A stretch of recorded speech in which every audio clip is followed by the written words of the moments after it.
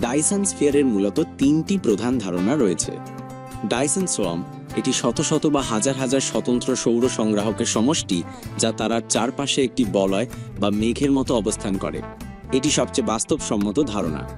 Dyson bubble এটি বিশাল আকারের শক্তি সংগ্রাহক দিয়ে তৈরি, যা একে অপরের সাথে সংযুক্ত না হয়েই তারার চারপাশে অবস্থান করে। এদেরকে সৌরচাপ বা আলোর চাপ, সোলার প্রেসার, লাইট প্রেসার ব্যবহার করে ভাসিয়ে রাখা হয়।